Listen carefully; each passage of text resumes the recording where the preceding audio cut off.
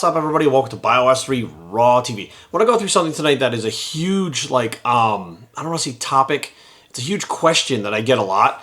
And especially when I first start training somebody, I start looking through their training programs and I see stuff like, I only rest 60 seconds in order to keep the intensity up. And I'm like, fuck, big mistake for the guy that's trying to gain muscle.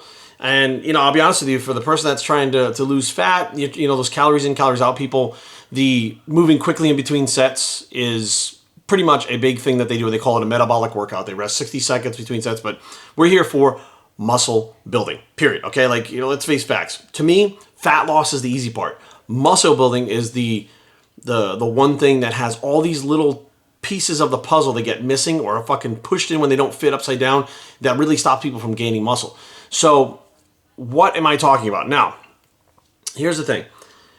I don't know where it came to be, but I think people had kind of perceived effort and intensity as being the same thing, and that's not necessarily true. Putting effort into something doesn't mean that you're actually being intense. Now, let's break it down like how this kind of works. Now, when you go in the gym and you're training with weights, your body is basically using the phosphates, ATP and CP, and it is using glycogen to make more energy. And this is happening while you're training, okay? And what happens is if you're doing the maximal set and you're trying to get everything out of that set and you stop in between that, you're done with that set and you sit down or you stand up or whatever, and there's 60 seconds rest, your body has not fully recovered in order to produce the maximum amount of power for that next set. Therefore, strength drops. So that's why these people that are doing these 60 second rests in between sets usually have to reduce the weight by 50% by the third set. They're using a small fraction of what they used before. Now, the burn is there because you're using more glycogen, more lactic acid is building up. You're feeling the burn. So in your head, you're like, I'm training harder. The intensity is up because I have to block out the pain. That's not intensity, that's effort, okay? Making yourself fight through pain is effort, not intensity. Now, if you rest longer between sets, so let's just say you're bench pressing 225. Let's just throw some numbers out there so this examples. You're bench pressing 225 in the first set. You rest 60 seconds, you go to get 225. You only get the first set you get 12 reps, 13 reps, right? The next set, by the second or third rep, you're already starting to fail. You're like, fuck, maybe I'll get 4 or 5 tops. You rack it, you rest 60 seconds, you go again. It's almost basically a rest pause set. But you rest, you go again, and now you're getting 2, 3, maybe 4 reps maximum with that weight. Now here's the thing. What makes you think by reducing the weight that the muscle is actually going to get bigger and stronger? The muscle will get bigger when it's stronger training in a hypertrophy range. It does not get bigger because you start to feel a burn. It does not get bigger because you are tired. It does not get bigger because you are out of breath. It gets bigger because it's stronger within that hypertrophy range. Now, the only way to keep that intensity up, the intensity meaning you're getting 12 reps of the first set failing, 12 reps of the second set failing, 12 reps of the third set failing, is to rest long enough so that your body can recover energetically between sets to produce the most amount of power for the next set. You don't want to come in the gym the week before be 225 and your last set for 4. And this week you come in and your body's so fatigued that you're 225 for 3. Your body is not going to progress and grow unless you're using those weights that you were using the week before and trying to build upon that with progressive resistance to get to get a stronger muscle in hypertrophy range, which will in turn be a bigger muscle. So a lot of times, and I don't know where this came from. I think that you had some pros and stuff. And I remember watching the WBF back in the day. It was Danny Padilla.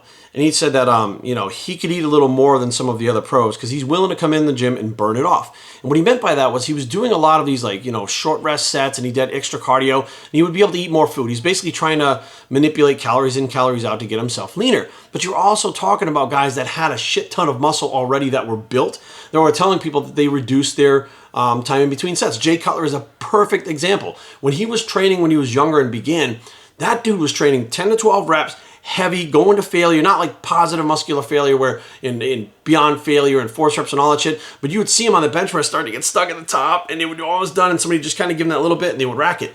That would be positive muscular failure. That's how he trained. That's how Kai trained. That's how Ronnie trained. That's how fucking Dorian trained. That's how all these guys train to build the muscle. Now here's the thing. Once you get to a certain size and you've built that muscle size, it is different to maintain it than it is to build it. Building it is the hard part. Maintaining it is completely different. You can actually lighten up the weights after you've already built the muscle and still maintain a good majority of that muscle mass. However, if you train that way, you never would have built yourself. If you train that way with the lighter weights and the shorter rest periods, you never would have built that muscle to begin with. So like, I think that what happened was after these pros, Jay said particularly, he would try to keep a pump. And he goes, by resting very little between those sets, keeping that pump, because his pump would go away fast if he rested too long, that he was burning more calories, therefore had to do less cardio. Here's the guy that already had the muscle mass, so was maintaining it through an amazing diet. First of all, Jay has been key on his diet since he was a teenager. A guy that was taking his anabolics, a guy that was sleeping fucking 10 hours a day, taking naps.